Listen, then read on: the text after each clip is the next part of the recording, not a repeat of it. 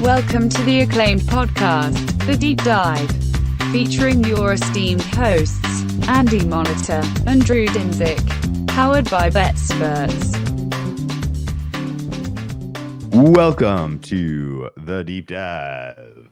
Let's talk a little Baltimore Ravens, and it's not surprising that the sharp community of people we talk to and the smart people in the space, a lot of whom were on the Ravens last year, Andy, in various capacities, are cool on the Ravens this year.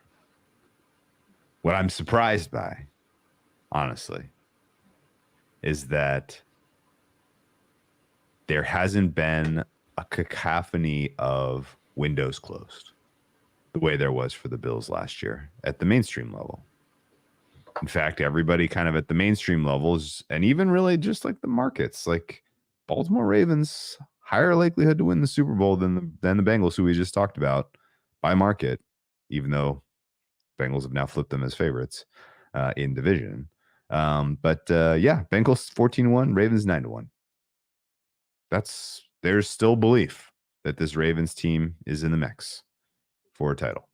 And I do feel like there are certain elements that I look at this team and I think windows closing. And if they ultimately perform to 80% of what we saw last year in the regular season, I think we're going to have to tip our hats to, you did an amazing job backfilling some really important things. And ultimately the turnover that this team has experienced, combined with the fact that last year was it, guys. You were field goal plus favorites at home in the AFC Championship game. Like, you were at full strength. You got injury luck on your side. You had absolutely everything positive going for you last year. Especially the time of the year that they were peaking was right. Everything was clicking. Everything was clicking. Everything was going right. And yet it wasn't enough. And so I think my general thought is if you couldn't do it then, like, what do you need? Like, I'm with you. I'm with you there from a macro standpoint. But again, when I'm looking at my ratings group by group and I need to put together a week one number, I struggle to have them, worse than the Bengals as far as a rating. It's close, but I still, like, when I put this on paper, I'm like, this is a top 5 team. Like, there's no way around it. Because their defense is much more talented. Because of how good the defense is, how much I trust this coaching staff, how important a good quarterback is, how important a good offensive coordinator is. And there are deficiencies that clearly has this team, for me, behind the Niners, behind the Kansas City Chiefs, and honestly pretty close to the Philadelphia Eagles. But for my money, like, I can't dock it because they lost a.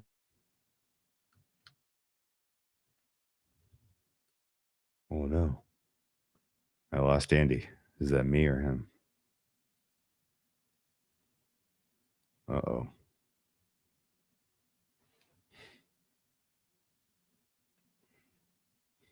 Black spinning wheel of death for Andy here. I'm gonna text him and see if he lost his internet. Up, he's back. Maybe. I have no idea what happened. No, Drew's gone. Drew, come back. I'm gonna have to text him. Sorry about that. I don't even think my internet kicked out. I think it was a. Can you still see Drew? I'm back, baby.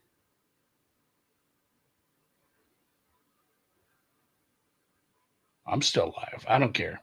Anyway, no, we're both hitting the button. So if you listened to that in audio form, was that like I was mid diatribe, and I went to like the home. Yeah, you went spinning wheel of death, and then my whole thing crashed. Yeah. We're back. Again, if you listen to audio, sorry about that. You know what? It's like we're like Elon and Trump. We're getting DDoS attacked. People don't want to hear the truth about the Ravens window being closed. I think that's where we're at. We got DDoSed. From a schedule And doing it again and macro standpoint, I'm cooler. Like you said, I'm cool. I'm fine saying like, well, this might not be a team I'm excited to back in the futures markets. If they put that product out there last year and like you said, at home couldn't get over the hump, but from a game by game standpoint, I can't have them. I'm not going to have the Bengals favored over this team. Okay. Especially matchup wise. And truthfully, like, just let's say, hey, number to number, sure, but also matchup wise, Jesus, it's a bad matchup. What a bad matchup for them. So yeah, this is a top 5 team for me, and the Bengals are not. And that's not to say the Bengals can't get right there if they fix a few things and this offense hums. But yeah, that was kind of the main discussion. You're a little higher on Cincy, a little lower on Baltimore. And I think once we get to the schedule and once we start talking futures, I'd be much more willing to let you talk me into a Cincinnati future than for me to back Baltimore long term. I'm still just talking game by game, power number rating. There's too many important spots where they're so good that I'm struggling to downgrade this team much off of last year's. I mean, if you want a spoiler alert, my Cincy and Baltimore numbers aren't that far apart. Yeah, they're very, very close. What did I end up? So I was at 61.5 percentile for Cincy, lower than you. Okay. But yeah, my Baltimore number is pretty close to your Cincy number. Spoiler alert. Okay, so I'm at 66 for Baltimore and 68 for Cincinnati. So pretty damn close. Okay, so here's the thing: Lamar Jackson was the MVP last year. It's pretty good. Golf clap. I'm not exactly sure how his underlying timing numbers were not very good. I know, but it's the team success and the timing of it. Team success. And the narrative. Yeah. MVP is weird. Yeah, MVP is weird. He went head to head with the guy who was the favorite, and he beat him in a very high profile game, and that was it. Game over. What happened to Dak? Dak could have won it. Dak could have been an MVP if he'd have won the right games at the right time at the end of the season. Yeah, he just didn't. Yeah. But yeah, I mean, I remember watching a lot of Baltimore last year. Off the top of the season, they were amazing against the Texans, but you had a rookie quarterback making his first start. It was going to be ugly no matter what. They went to a desperate Bengals team and they beat them. Overtime loss to the Colts that was completely inexplicable. Like, still don't understand how the Colts won that game. There was some bad calls that influenced that one. Absolutely throttled the Browns. Impossibly weird loss to the Steelers. And then ripped off an absolutely face-melting stretch where you were excellent.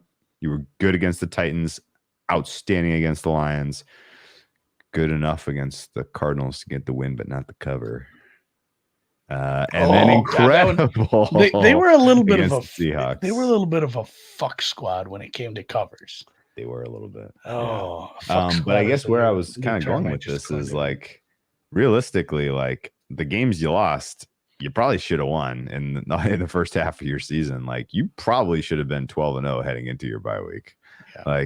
Weird, inexplicable collapse against the Browns, a second half turnover fest against the Steelers, and a ref assisted win for the Colts week 3. Otherwise, you're winning all those games.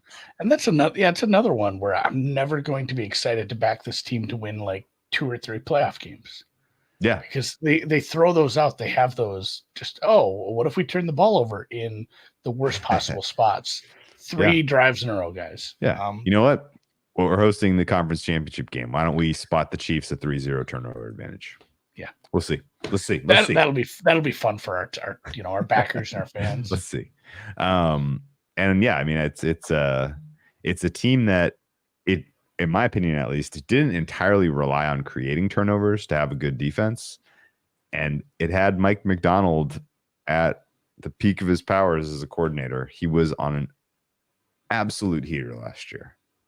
He went toe-to-toe with outstanding offensive coordinators and fed them their lunch. It was way cool, honestly. And I think the fact that they performed well. They performed very well defensively against the Texans in the divisional round, and the defense performed well against Mahomes in the championship game. They only allow 17 points, but the offense, and really specifically some of the decision making about how they balanced pass run in that game was questionable. Yeah, and the roster construction vibing with who they have as an offensive coordinator is a little questionable. That is one of my big issues with Same. It's a Todd Monken offense. You know what we need? Bell cow running back. Fuck was that move? Not that, and it's funny too. Like, there's no world where I can't look at this and say he's the second best running back in the league. Like, as far as however you want to look at it, like, I don't think there's just not that many bell cows out there anymore, and it's kind of McCaffrey, a little gap in him, and then a bunch of other guys. You know, he can take a step back. He's 30, but it was a weird move. And again, it'll probably work out based on what they can do, and it just doesn't really match the scheme. So I was a little puzzled by some of that, and puzzled by some of the other ways that they backfilled. But then again, it's like, this is still such a good team. It's a very good team, and Lamar Jackson is a very good quarterback. Yeah, but where is he right now in QB rank for you heading into this season? I have take him. The OC part out of it. Yeah, so that's the thing. You take the OC part out of it, he's still top 5. Like, you know, it's obvious who's number 1, and the OC stuff is getting Hurts a little bit of a bump, but I mean, he's there. It's right there. Burrow, Allen, Lamar. Okay. I don't know what to do with Herbert and some of these other guys I think are very good, but can't quite get there.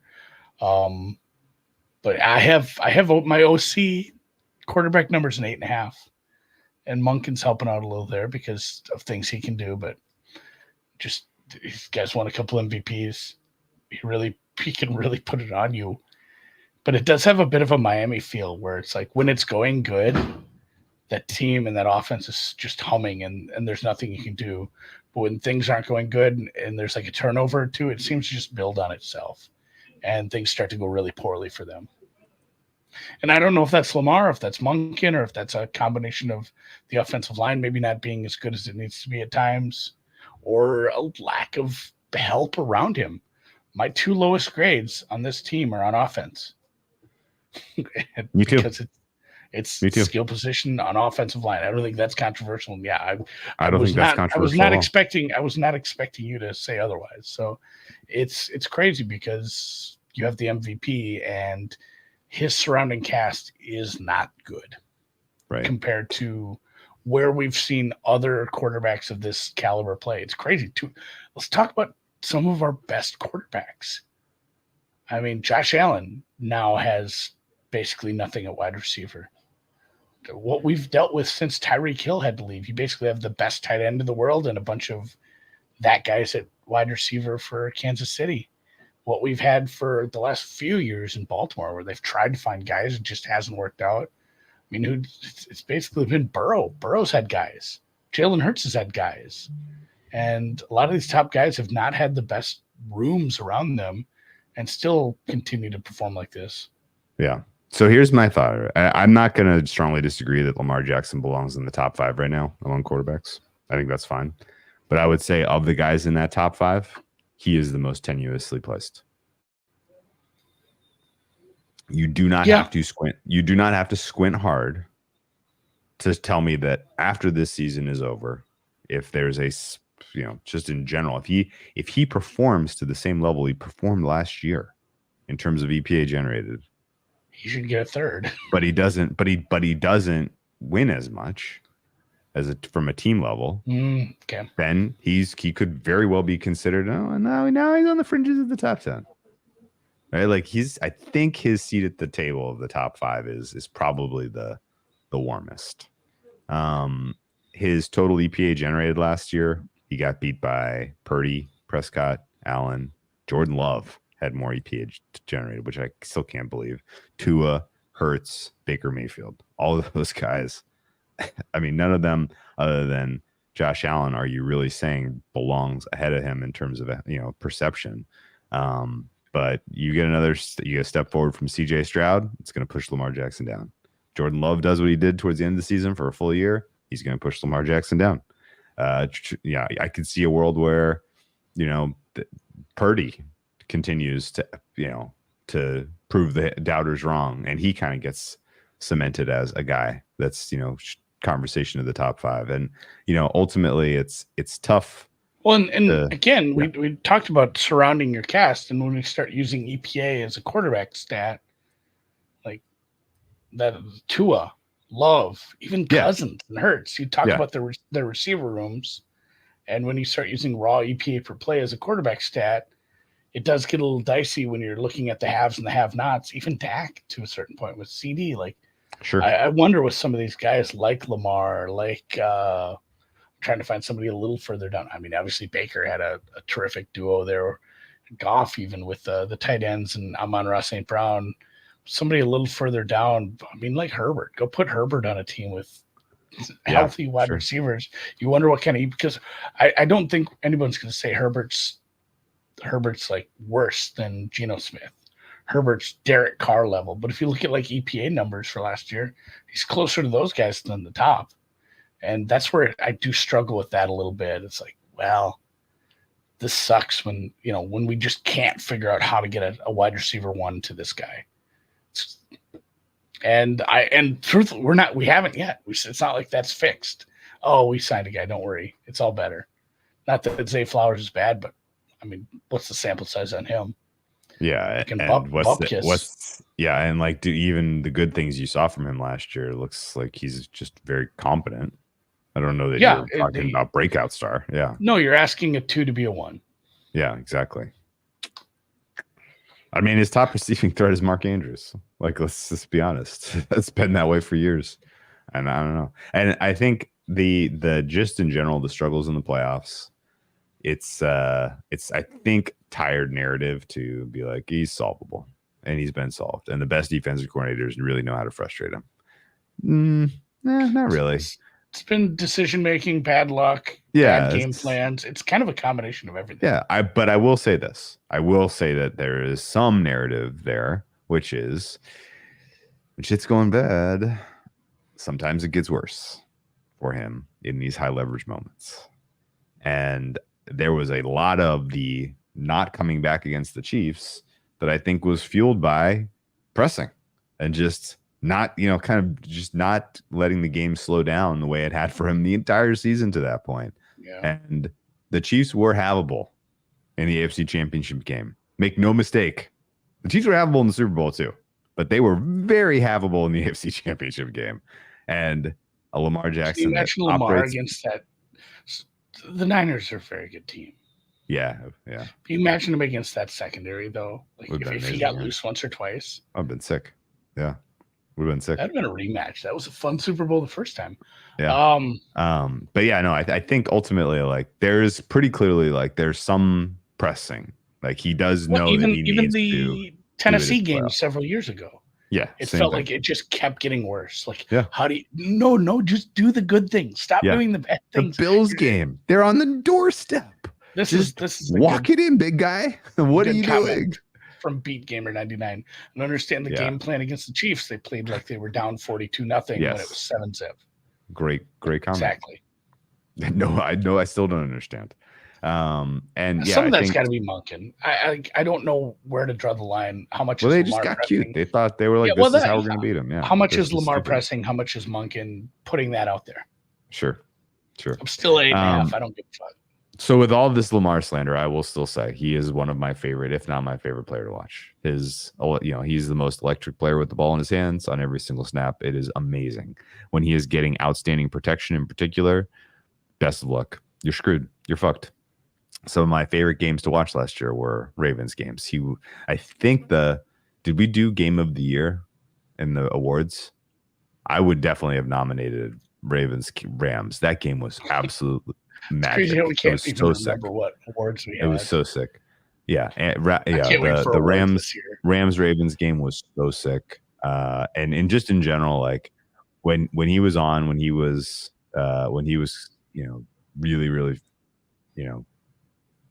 feeling it, it was impossible to stop him. And yeah, I would love to see him make a run finally. It would be very cool. But I honestly don't know what the recipe has to be, because if you're going to get by the Chiefs, last year was your year. They were down in a lot of ways. They were up on offense, but they were down on, I mean, they were up on defense, but they were down on offense, and you had them in your building, meaningful favorites, and you couldn't close the door and get to a Super Bowl over Kansas City. And I think that's going to be like, it's getting dangerously close to, that is the, the footnote. The Dan Campbell quote. We might not get back here, guys. Might not back here, but it's also getting close to the footnote in history for Lamar Jackson, for Josh Allen, which is, like the Phillip Rivers type of deal. You're Charles Barkley, buddy. You're Charles Barkley. Yes. Welcome. Yeah. Better. Yeah. Learn TNT. Learn to speak TNT, buddy. Learn to speak TNT inside the NBA, buddy. But yeah, what's that? That's not what that show's called. What's that show called? I don't know why I'm blanking. It's because I have COVID. Inside the NBA. Inside the NBA? Oh, okay. Anyway. I thought so. Who knows? What was the game? Anyway. What was the show with Ahmad Rashad? That was way back. Remember that game? Yeah, that was great. All right. Anyway. So yeah, I think like this is kind of a pressing season for Lamar. The team is a little bit of a step backwards, I think, in terms of personnel, in terms of inside stuff. That was great. I think you've taken a small step backwards in terms of talent. I certainly am nervous about turnover and lack of continuity on the offensive line. And I'm certainly worried about replacing a guy who was, the best defensive coordinator in football last year in Mike Macdonald.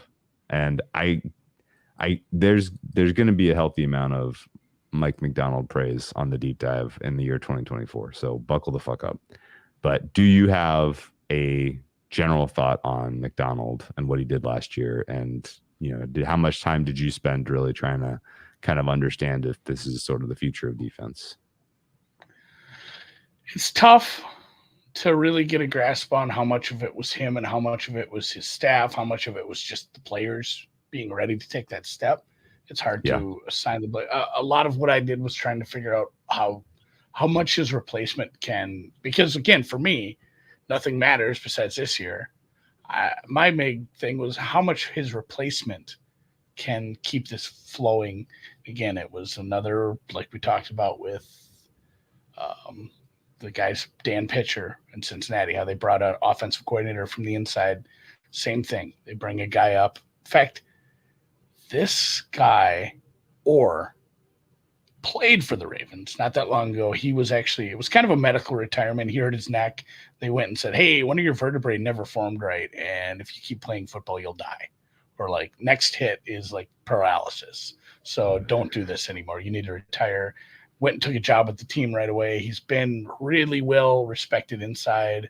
Like it made it sound like Harbaugh had decided he was the DC already when Macdonald started taking interviews. Like as soon as he's gone, I'm just going to elevate this guy. So he was a big part of the success this team had. He was a teammate of Pierce. Pierce was a rookie his final year. So he played with Michael Pierce. Like he's like 32. That's maybe the only knock. Although coaches are getting younger and younger. We're seeing, Arizona's defensive coordinator is 30. So I don't know. He's well respected by Harbaugh and the rest of the staff enough that hopefully we get 80% of Macdonald. And I think with the talent you have in this team, I don't know if it matters a lot.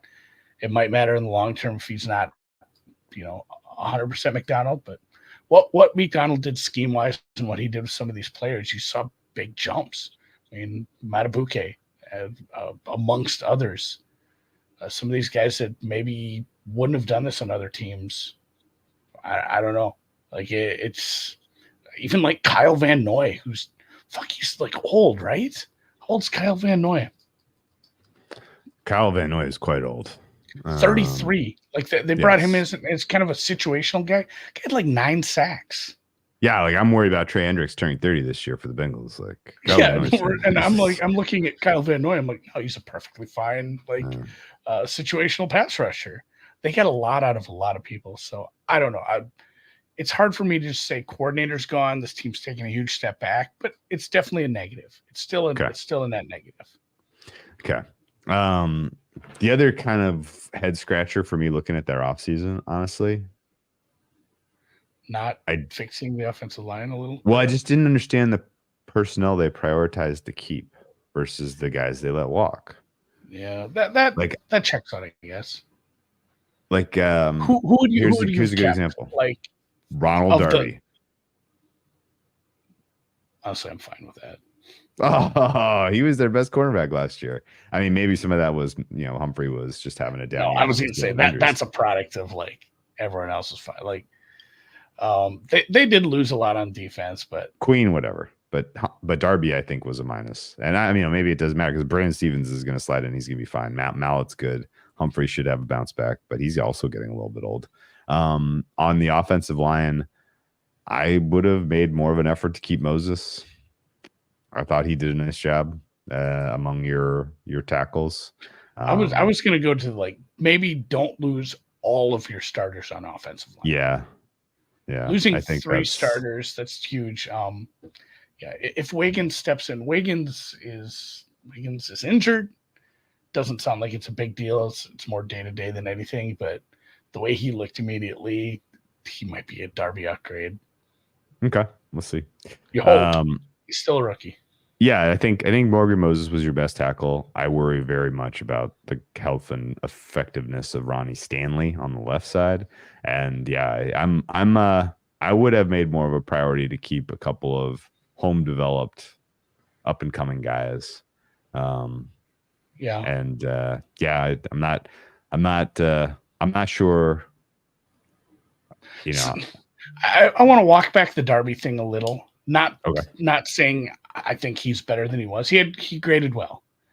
The problem with losing Darby is that you lost like 5 defensive starters.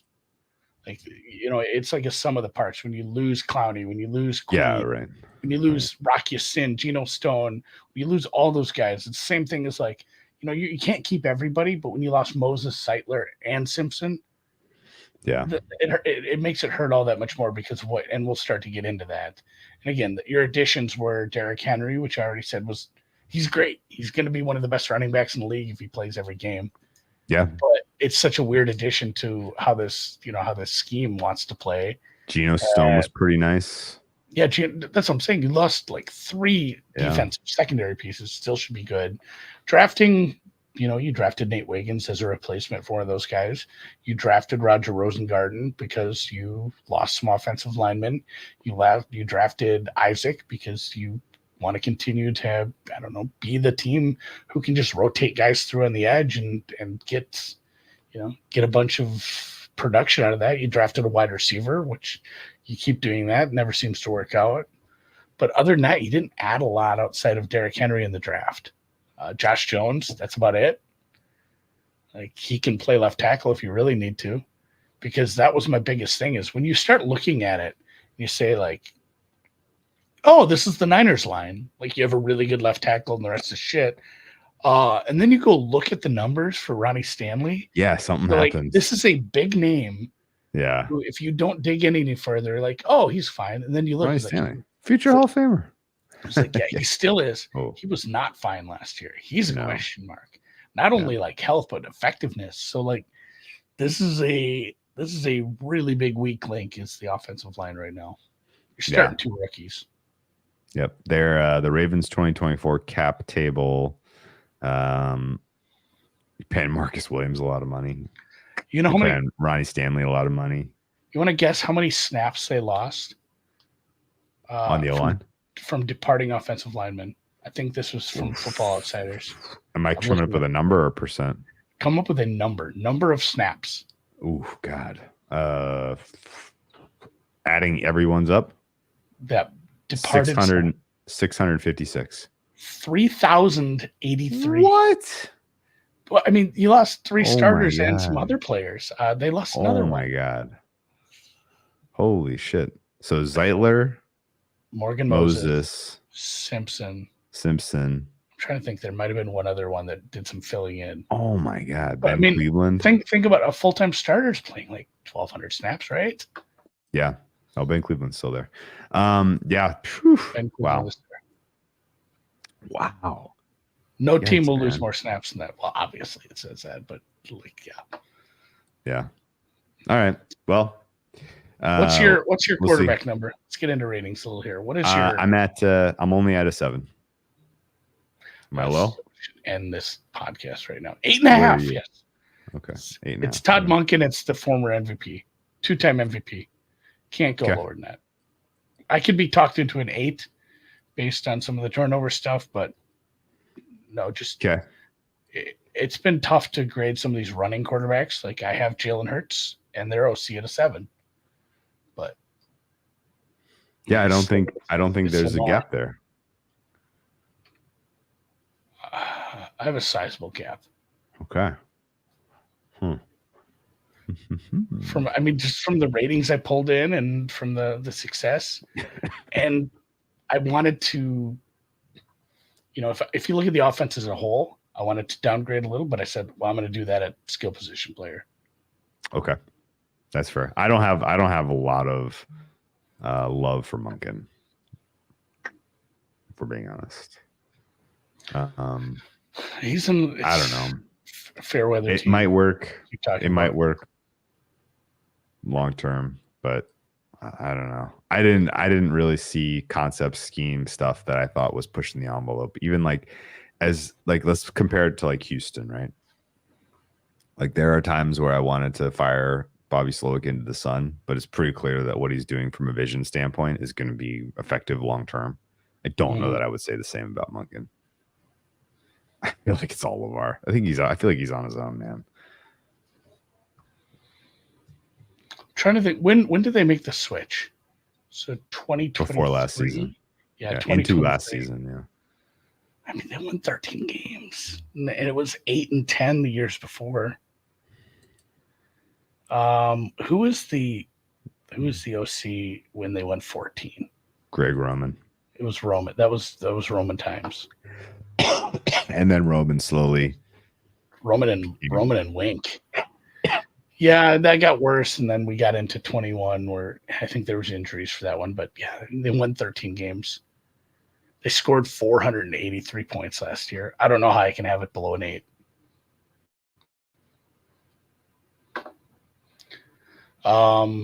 Yeah, that MVP season they scored 531. They lost in the divisional round.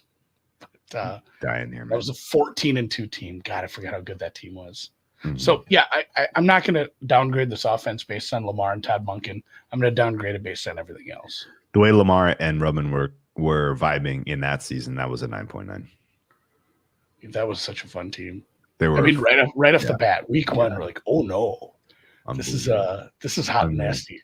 Okay. All right, skill position player. Where you at? I'm prepared to go up if Lamar Jackson comes in and takes any kind of step forward this year. Then that's going up. But right now, I'm anchoring pretty heavily on EPA. Like I feel like that is the cheat code for evaluating QBOC combo, and it's telling me that they're good, but not like ripping the roof off. So it's tough because like you said, the EPA was low compared to some of the other top quarterbacks, but his actual like PFF grade was slightly higher than his other MVP season. So much of it goes into who's around you. What do you have for skill position players? And it sucks because they've just never been able to find that wide receiver one. Okay. So where are you for O-line for this group? Let me get back to here. It is a 4, and I'm being probably a little generous. Okay, so I went 5, and I guess I'm being really generous. Yeah. I could almost go lower. So like we said, Ronnie Stanley's a big name, Hall of Famer, but he wasn't all that good last year. He's a question mark for effectiveness and health. Linderbaum is probably my highest rated offense. I would think yours is. He has to be. I mean, he's young. His only knock is like he's young, but he's been very good at center. Daniel Faalele. Yep. Seems to have beaten Ben Cleveland out for this spot at right guard. Big boy. Don't have a great grade. And then it's 2 rookies. You're going to start Andrew Voorhees at left guard. You're going to start Roger Rosengarten at right tackle. And I know Voorhees is not technically a rookie, but Might as well be. he may as well be. He was drafted 2 years ago. 7th round. Yeah. Tore his ACL at the combine. If you guys remember, he still went out there and said, I'll do the bench press, put up 38 reps, which is a fuckload of reps. Impressed enough to catch on. He was drafted, essentially just had a redshirt year because he tore his ACL in April, which is not great for playing football. So essentially he's a rookie. So you have two guys who've never started an NFL game at left guard and right tackle, a really good center, and an aging, star at left tackle. It's tough to give this a super good grade. You have a nice backup in Patrick McCarry. He can play a bunch of places, especially if Rosengarten isn't working. Hey, guess what? You're the right tackle now. He played 500 snaps last year. He was decent. Josh Jones can play left tackle if they need to, if Stanley falls apart. But yeah, the Simpson-Zeitler-Moses loss is huge. And I went a little higher, too, than I thought I was going to because I don't mind the backups. Like I said, Jones, McCarry, Ben Cleveland is probably a better backup than a lot of people have at guard. He's played both sides. He can play center if this Linderbaum injury is lingering. I think he's actually the one who's had to step in with Linderbaum a little dinged up. So you have good guys that can play all over. Like all those guys can probably play multiple positions. And it's going to come down to, a really big lack of continuity based on what we saw last year and the fact that some of these guys might be rotating in. Like Voorhees, both young guys and Faalele aren't like in pen to be, hey, this is our starter all year. So you might have more incontinuity. This is a bad problem to have. Yeah, and I think honestly, Rosengarten, his kind of evaluation coming out was not ready, and he better be because looks like a day one starter. I will say this. This is why I'm high. Those who are close listeners to this preview podcast will know that I docked a lot of those guys who moved on in their new homes because Lamar Jackson tends to make average, below average guys look good. That was the tough part, meshing this with the scheme and the Lamar. Yeah, his escape rate is insane, and I think starting with an average expectation for this group and seeing where that goes is probably fine. So what's funny is you going high on QBOC and low on O-line, and me going low on QBOC and high on O-line. We're probably going to wash. But yeah, I think that's where my head is at, which is that if I'm docking or if I'm questioning the numbers that I'm giving to the Jets, for instance, I need to be a little softer here. Sure. So, all right, skill group is really fucking tough. So, like I said, you probably have a top 5 player at their position, if not top 2, but it's a running back. And if you run the ball, Lamar Jackson doesn't run the ball. Yeah. So how do I grade having such a high-end player there? And then the drop off at wide receiver after you get past, like Zay Flowers is good. Zay Flowers is not great. I don't think he's going to be a highly rated wide receiver 1. And then it's like Bateman, Aguilar. You have Devontae Walker. I don't know if we say the Z. Devontae. Fast. He ran a 4.36, really fast. But like somebody out of that group has to step forward, or it's again another year with a bad wide receiver room. Mark Andrews is a stud. Likely is a great backup if he has to get called into action. We lost Dobbins and Gus Edwards. However, probably upgraded with Derrick Henry. Keaton Mitchell is another guy. I think we both liked Keaton Mitchell. He tore an ACL. Yeah. You have a couple good depth guys. It was really hard, but I ended up as just this is a 5. Okay. Because you're probably going to have a top, it's a top tight end if he's healthy. It's a top running back. But the most important part of the offense is always going to be the wide receivers. And you're not flush there at all. Yeah. Yeah. Good. My target share has way too much Nelson Aguilar involved. I didn't know what to do with that. I'm like, shit, I really need this rookie to play better because I don't want him out there. It needs to be more 2 tight end sets, I think. I'm sorry. So what was your number? 5. 5. Okay. I'm at a 6. And it's mostly because Mark Andrews, he's the perfect player to marry with Lamar Jackson's skill set. And I'm expecting him to be your number one target share guy. And Zay Flowers is effectively then dropped into wide receiver 2, although he's going to be getting CB1 coverage. So I think it's going to be a little bit better than average, but it's certainly not a unit that I'm dying to go to war with. Yeah. And I would say again, this. I think I built some of that into my quarterback number. That's fair. And I look at both Flowers and Bateman as guys who were like not I wouldn't put them in the quote unquote good tier last year, but they're certainly in that next tier. And if there's even a modicum of a step forward, like if Bateman learns how to catch, or if Flowers is an even better route runner this year or something like that, then all of a sudden now you do have a wide receiver 1 and a tight end 1. So yeah, it's I have Flowers as good as being a good graded group. Like Flowers would be one of the best wide receiver 2s. Absolutely. There are very few wide if you want him to be wide receiver 1, he's like bottom 5 if you throw them all together. Yeah. And he was a rookie. Like that's the thing. We don't know. I think more likely than not he continues to improve. Yeah. But like you said, he's getting CB1 coverage, and yeah, I had him and Mark Andrews about equal for Flowers outperformed Calvin Ridley last year. Flowers outperformed Garrett Wilson last year. Yeah. I had him pretty close as far as target share, and then I think some of that was me just wish casting that Aguilar doesn't ever see the ball. Yeah. Okay. You're at a 65th percentile overall. I'm at a 63rd percentile overall for offense. So not a big disagreement there, but not elite. Where are you for run stop? Run stop for this front 7. I have a 7. I'm a 7 as well. And I was going to go higher, but ironically, if Patrick Queenan, who has been a punching bag of this podcast for some reason, it kind of hurts you. It kind of hurts you. Trenton Simpson as your Queen replacement, slight downgrade, but Michael Pierce, elite run stopper. Elite. Matabuke is he's your interior pass rusher. He's more of a pass rusher, but he's not a negative if they happen to run the ball. Roquan, elite run stopper. Travis Jones. Roquan is the best. And I have anybody I have rated low is like, Kyle Van Noy, not a good run stopper. Well, he's not going to be out there for those downs. It's not what they brought him in for. Same thing with Odafe Owe. Like he's your Clowney replacement now. He has decent run stop numbers. So very good run stop. Not quite elite, but one of the better ones in the league.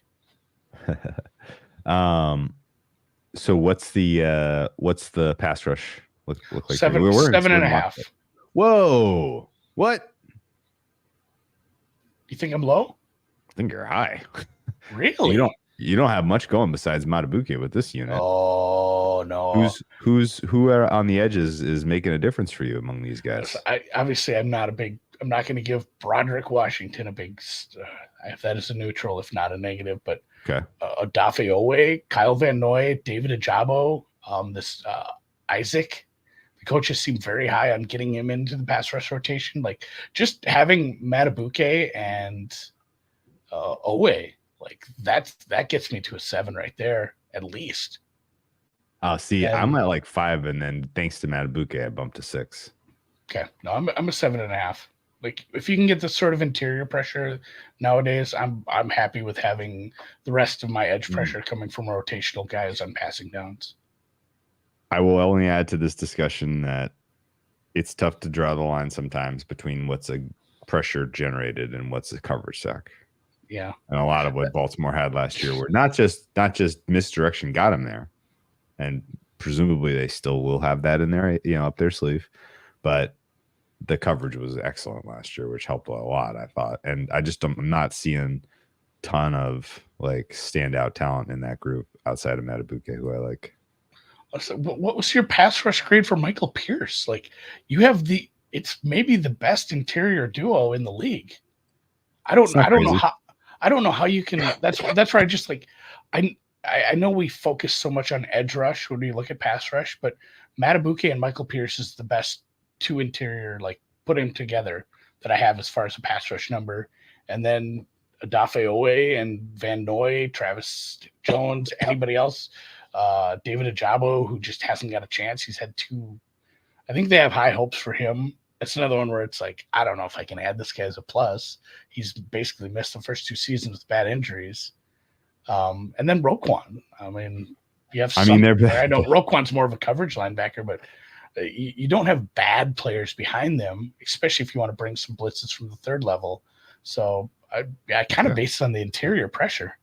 So your biggest, your highest graded pass rush win rate last year was Clowney. He was 5th in the league. He's gone.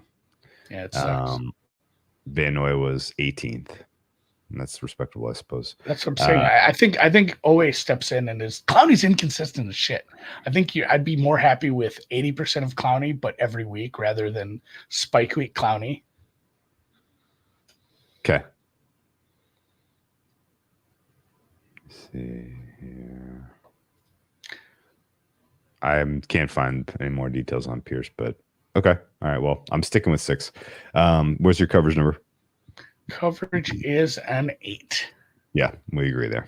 Okay, so you actually have this Ravens. Marlon Humphrey Marlon Humphrey kind of had a down year because he was hurt for a bunch of chunks of it. Your overall, he was still elite. Your overall number for this Baltimore defense is fucking high. It's high. It's below the Jets. I have the Jets higher. Oh, do you? Yeah, you've been better than the Browns.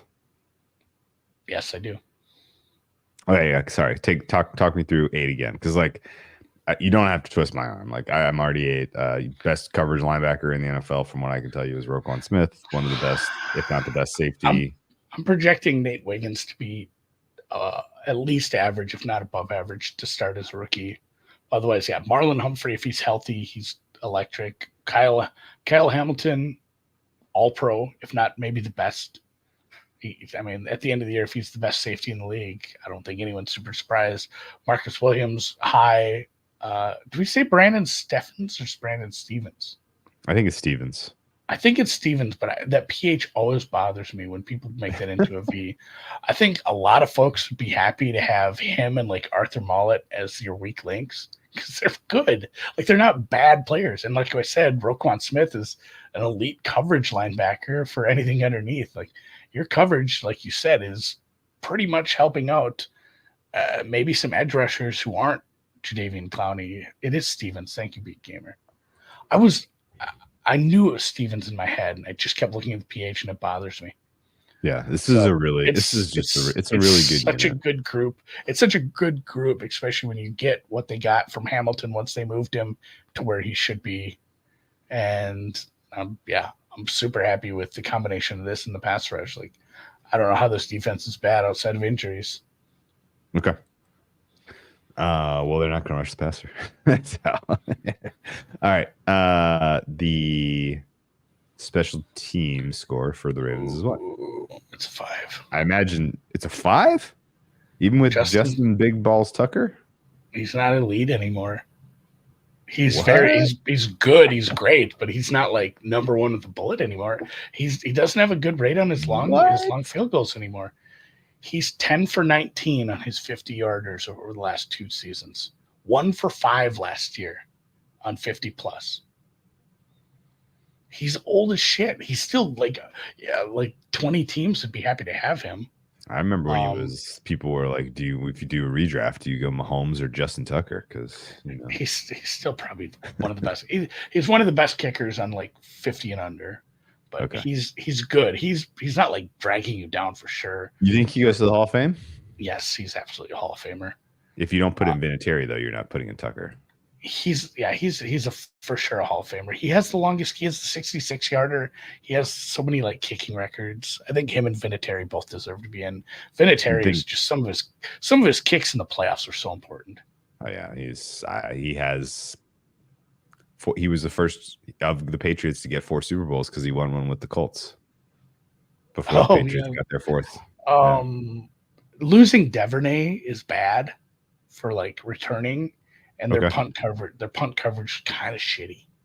So they get drugged down a little here. Like you need Deontay Hardy to be really good. I think he had a return in the playoffs. He had a touchdown, but I'll tell nothing you else. what, man. Graded out very Former well. special teams coach John Harbaugh is not going to be pleased to hear that Andy is rating their special teams 5. What's your intangibles? I want this is a fun controversial take because it was another one too. It's like Ronnie Stanley. You look at Ronnie Stanley's name. You look at Justin Tucker's name. It's like, I always guess what you're going to say on special teams and then just use your number. And I had guessed you were going to go 8. 5 is a big difference. What's your intangible number? 8. I'm at 8.5. This has got to be one of the top 3 in the NFL. I don't think you look at like home field over expected as far as like just comparing a home field advantage to other teams. Theirs is pretty high, and then also Harbaugh's just I think a really good game planner. They have one of the best analytics groups in the NFL. They were early on that, so yeah, it's an 8-8. I don't blame you going higher. All right. You ended up at a 67.6 percentile. I'm at a 65th. And I think I said 66th when we were off the top because I was, again, guessing that you were going to go high on special teams. So you docking their special teams ended up dropping me to a 65. I have them as a +5. You have them as a +4, +4.5, +5. Where are you at? Where was that? What'd you say now? Oh, you're at like closer to 6 actually. What's your you're at the 67.6 percentile. Your power number is 6, 5.5, 6? 6. 6. Okay. That's great, man. Yeah, right there with the Eagles. Actually 6.5. You're at a 6.5? Yeah. 6.5. Okay. Basically neck and neck with the Eagles right now where I have their number. All right. And only you got them. Yeah, you do have them over. This is the best team we've talked about so far. This is because we've not gotten to the Niners. We've not gotten to the Chiefs. We've not gotten to the Seattle Seahawks. Spoiler. We are through. We've maybe not talked about divisions. We haven't talked about my best team or my worst team yet. Awesome. Because worst team's going to be Denver is coming. I'm there. Okay. It was pretty so bad again, let's look at the schedule. Yeah. All right. It's not that bad. No. It's not that bad. It's not a great start. No. Because all 3 of those road games are tough opponents. So you have 3 nasty road games in the first 5 weeks. And from there, it's also. And even just looking, if you gloss over that and say just the road games is tough, but 4 out of the first 5 are pretty tough, and then hopefully you just beat the ever living shit out of Kansas or Las Vegas. I would guess yes. That's a bad matchup. Max, that's the Max Crosby oil can. Should we do an early secret pod play? Vegas team under. That's such a bad matchup for their offense. But it's like does Vegas get to 10 in that game? Probably not. The Ohtani tweet where Max Crosby has 6 sacks, 2 fumble recoveries. Raiders lose 42-7. Oh, Drew's dying behind the scenes. You guys can't see him on camera right now, but we got the Vegas flu so bad. Actually, the Vegas flu is something else. Remember the Cardinal game, though. Yeah, we can't forget the Cardinal game when we talk about that. I keep trying to forget, but I can't.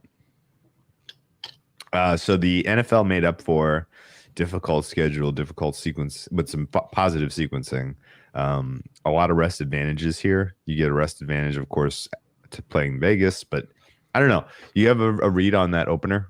Can Baltimore do what the Lions did last year and go in there and spoil Banner Night? Man, that was a weird game, and I don't know if they were quite ready for the Lions to be that good. It feels like they've played Baltimore more. Yeah, KC does a lot of first quarter of the season is preseason shit. That's the thing too. They're starting to treat ring around. They're doing ring around the rosy and shit. I mean, if you made me bet that game, I'd take Baltimore money line. Yeah. Because of that, like they don't seem as locked in early in the season, whereas Harbaugh ain't letting that shit fly. Yeah. They don't have their ring. Well, I mean, Harbaugh does, but true. Soft landing, other than the Houston game. What do you think of that Houston game, Week 17, Christmas Day, 4 p.m., Baltimore at Houston? So 2 years in a row, Christmas Day, we get Baltimore in an amazingly high leverage spot on the road. It's gonna be a great game. That's awesome. And then, outside of if you look at past Week 5, yes, you have Washington should be a gimme at home. Yes. At Tampa, not as easy, but you should be a meaningful favorite there. At Cleveland, not easy, but again, we really don't know what we're going to get from that quarterback Cleveland room offense, still. right. At home versus Denver is the ultimate. Don't get caught looking here because you need to beat the shit out of this team. Yeah. You have another home game at Cincy. Short week, but it's home. Cincy has I don't know what Cincy's situation there. I'm going to go look at that one. Pittsburgh, and then one of the lowest spreads late in the season, besides the Houston game, which is a road game, is at LA. A lot of travel. You get an extra day though. It's a Monday game, so you get an extra day for the coast to coast travel, and there's still a decent chance that team just doesn't have an offense figured out. I don't know what we're going to see there. I don't know either. It's going to be the Lad McConkey show, and that works, but it's always tough though after you play Pittsburgh. Yeah, that's the thing. It is the second straight road game. You do get an extra day on the travel. The Har Bowl, and it is the Har Bowl. That's brother v brother. Oh yeah, Monday Night Football Har Bowl. Did they play outside of the Super Bowl? Did we get many matchups? I'm trying to think. I don't recall any. Is it? Yeah, I'm gonna have to. Someone's have to correct me, but I believe it is 1-0 right now. That Super Bowl took 6.5 hours because of that. Remember the powers went out and people made jokes about like Ray Lewis. Ray Lewis is found with like several people dead at Super Bowl. Like, that was such a good game. There was a Thanksgiving night game, says Beat Gamer. The Ravens won 2-0. Oh, yeah. 2-0 for John. Oh man. Oh, that was. I didn't know that was during the Harbaugh regime. It was 2011. Interesting. Okay, so that hilarious Cleveland, Denver, Cincy. I mean, like, if you've ever wondered in your life what is a sandwich spot, like, that's very much it. A road game against a divisional opponent, a home game where you're a 10-point favorite, a short week against your divisional co-favorite. A short week versus another good divisional, yeah. Unreal. Like Denver has to have that spot circled. This is where we do it, boys. This is where we upset the. I haven't updated it. This is off ratings and some numbers I pulled in, but my Denver numbered for quarterback rounded down to a 0. and I haven't changed it because it just funny. Every time I look at that, I haven't finished up my Denver numbers. He's a 1. But that's what I was saying. Like Nick's didn't look terrible in the one little bit action we saw. So I might upgrade that, but it just made me laugh when I think here's the thing about my system in and it spit out a 0. Here's the thing about some of the quarterback ratings is that you can't have a 0 because there's a time during the season where Clayton Tune could come out of that tunnel. You know? Yeah. You can't put anybody in a 0 until you know. Las Vegas rounded up to a 0.5. Oh, nice. And it's going to be higher because it's going to be Minshew, I believe. Like I can't stomach them starting AOC. Me neither. Okay. Anything else on the schedule you want to talk about? No. Let's look at some season-long odds. The Ravens right now are your third choice for the Super Bowl, right? Chiefs are your first, Niners your second choice. Mm-hmm. The Ravens are number 3, just ahead of the Eagles, ahead of the Bengals, as we noted, ahead of the Bills. That's fine. Feels hopeful to me. They are your second choice in the AFC, obviously, plus 530. Not interested in either of those bets, if we're being honest, but that's mostly just because I think there's enough of a chance that the growing pains the tough start to your schedule, you could be digging yourself out of a hole, which is, I think, why entry point for Ravens, if you're going to bet them, is Halloweenish, right? I think you have an experienced head coach and a quarterback who's now 5 years deep. Like starting the season like 2-4, you're not going into panic mode. You see the schedule, you see your the skill position players you have on both sides of the ball. Yeah. Lamar plus this defense is enough for us to go win 10 out of 12 games, guys. True. They're with that math. I don't have any strong opinion on their win total. They'll probably make it, but it's going to be close. I don't have a strong opinion on make the playoffs. Yes, no. They're probably going to make it, but it's going to be close. This looks like a wild card team into the playoffs to me because of the way their schedule breaks and some of the growing pains. And honestly, just the idea of there's only one direction I think we can go with this defensive rating, which is down. We could learn that Zach Orr needs a full year to get anywhere close to what we were getting from McDonald. It could be. Very well could be. And it could be that, Monken earnestly is not the guy. And that with cracks in the offensive line, this whole offense just doesn't look as good. So I'm not predicting massive step back from the Ravens, but I do think that if they're going to get anything done in the playoffs this year, it's going to have to be on the road. And that's enough for me to be not interested whatsoever in any of these prices. I don't predict me upgrading their offensive line at any point. Okay. You just don't. I mean, how often do you see like a tackle come in and just be really good right off the bat? Those seem to take time. Maybe he gets something, but again, it's a league average offensive line would be something to shoot for, guys. And then kind of same thing with your wide receiver room. If you get any sort of meaningful contribution out of somebody not named Zay Flowers or Mark Andrews, good. Then you can stay at the top of the league. You can be a top 3 team, but at the same time, you can't have any sort of cluster injury on defense. So it has to be very, very good. It's kind of how you made your hay last year. True. That's right. Lamar Jackson MVP price is 20-1. I think that's dead money. It's so hard to just keep getting. They've done it though. They've it's been such a thing with Favre. With Rodgers, no quarterback. No quarterback has won a third MVP without a Super Bowl ring. It's hard and it'd be really hard for him to get the Super Bowl ring before the MVP. Before they vote. Yeah. Very tough. Let's lay out path. The path has to be 1 seed with a bullet, and it's him elevating, everyone on that offense. He has to have like 15 rushing touchdowns and look, as good as he did in previous years where he was putting up the okay passing numbers. It's realistically, it's 14 wins. 15. It's the 1 seed. It's the 1 seed with 14 wins. He has to do even better regular season win loss. And if it's 14 wins with a 1 seed. Yeah, BK might be right. Maybe he's 15. Yeah. I was going to say, if it's 14 wins in the 1 seed and a lot of it is on the back of a really, really good defense, I don't know if that's enough. Like he has to be a big, what do we call it? The pie. He needs to be the pie share guy. He needs to be the not the blame. What's the opposite of blame? The credit pie. The credit pie. Did you see credit pie? The credit pie. He needs the big slice of the credit pie.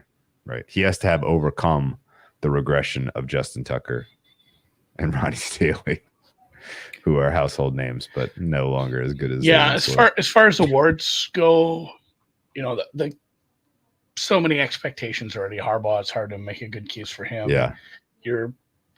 Nate Wiggins, defensive rookie of the year. He'd have to have a pretty good season, but he has the guys around him where, who do you want to throw at, Nate Wiggins or the other guys? Maybe he gets a bunch of balls this way and puts up some counting stats. That's, if you're maybe you're a Clemson alum, you want to put a few bucks on that. But offensive rookie of the year, I don't think we're going to give that to an offensive lineman. As good as he is. You want some fun trivia? You want some fun trivia? I kind of want to bet Nate Wiggins down. What is it? Justin Tucker is the number blank cap hit for the Ravens this year. 7. Number 9. He is the 9th highest cap hit.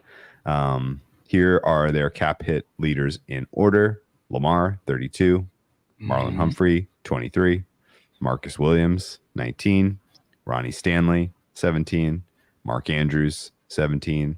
Roquan Smith, 13.5. What a steal. Matabuke, 11. This is a weird one. Their 8th highest cap hit is a backup left tackle, Patrick McCarry. How about that? And then, yeah, like they have a lot of players down the board here who they're going to have to pay. This is going to get real tough to maintain this roster. So, which is kind of why I'm sort of window closing mode. Yeah. I have one for you. Yeah, hit me. Or will become the 9th defensive coordinator in the Ravens history. And again, we're talking about the Ravens. 5 of the previous 8 have become NFL head coaches. How many can you name? Oh, boy. It's hard because these names are not going to pop into your head. How many of them? 5 of the 8, and one's a gimme because he's in Seattle. Yeah. So say McDonald. Zimmer. Mike Zimmer. No, Mike he was. Oh, I swear he was. Wasn't he was Cincinnati. He was Cincinnati. That's right. Only Cincinnati. Lovie Smith.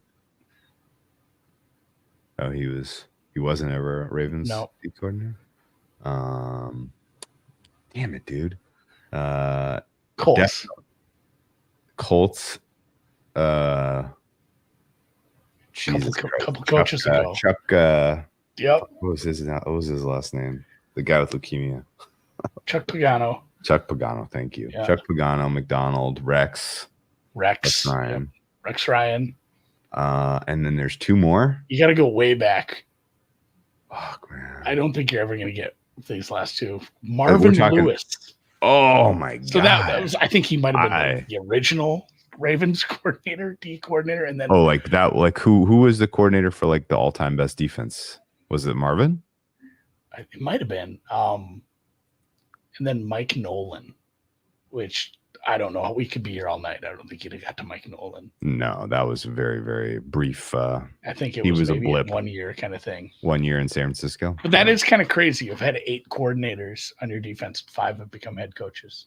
Amazing. That is good run rate. I mean, we always talk about the Niners losing guys, but the Ravens, that was hot in the streets for a while. Just hire a Ravens coordinator. Why wouldn't we? 2000 Ravens, which is the best defense of our lifetime, was Marvin Lewis coordinator. Was it Lewis? Yeah. And then not too far after that, he went and coached to a bunch of first-round exits. Yeah. And then Nolan took over for Lewis. And then Ryan took over for Nolan. Rex Ryan, that is. And Greg Madison took over. He was not considered for a head coaching opportunity. Chuck Pagano. Yeah. Wow. Dean Pease was not considered for a head coach. He was around for a while, man. Dude, Dean Pease coordinated this defense forever. I forgot about Dean Pease. Yeah. I'm gonna hire him as a head coach. Keep this rolling. So, yeah. Anything else? Yeah. Wink Martindale. Yeah, Probably he was the last guy. Looks. He's old. I don't have any other takes. I don't have any other thoughts on awards. You're not against the Ravens. It sounds like no, but you're not on them. I really like this defense. I think Lamar's going to be fine. Okay. I think the ceiling is limited by the players around him on the offensive line and in the skill group. But I think the defense, if it's healthy, could be. It was crazy good last year. Yeah, the most turnovers, the fewest points, fewest yards. It's the defensive triple crown that shit doesn't happen every year. So very good team. So elite offense, soft schedule, Bengals. Elite defense, MVP quarterback, Ravens. Back against the wall. Who are you taking to win the AFC North? I mean, at price, probably the Bengals, but now the prices are identical. They're off by 3 cents. I know, but I'm saying you just power rated the Ravens better. Schedule wise, though, and like what gives a team upside for a long season? Yeah, and that's week 1 if they match up against each other. But as far as like hitting your floor and see, because it's a different question you're asking. You're not saying if these two teams played, who would you favor? You're saying over the course of a season, through all the possibilities that we could have with their individual schedules and their upsides, their downsides, their floors, and their ceilings, I'd rather have the hot, nasty offense. Okay. I think that's more sustainable. That has a higher floor, a higher ceiling than hopefully this defense is really, really good again, because we've seen that year in, year out, like defenses being not sticky.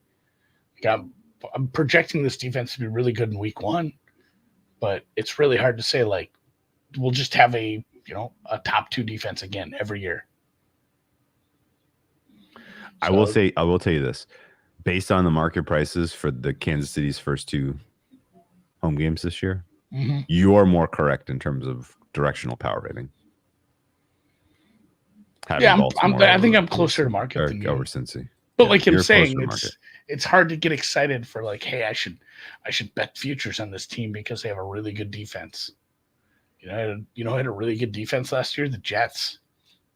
Yeah, right, sure. Like and I know it's a big step down from Lamar MVP to the Jets quarterback situation, but sometimes a really good defense isn't going to carry you. Yes, that's fair. So, okay. Yeah, I mean, right. Yeah, a lot of times defense is a reflection of the quarterbacks you play, and they have a tough schedule of quarterbacks.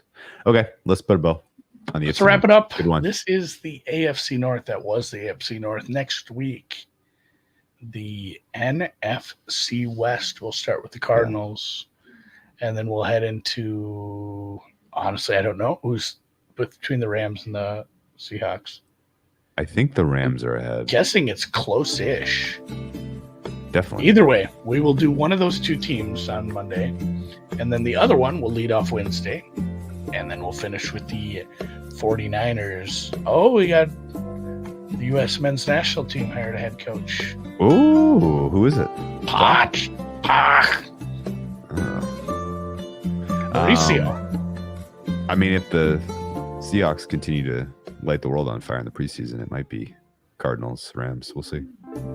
I was going to let the music keep going. The music loop there.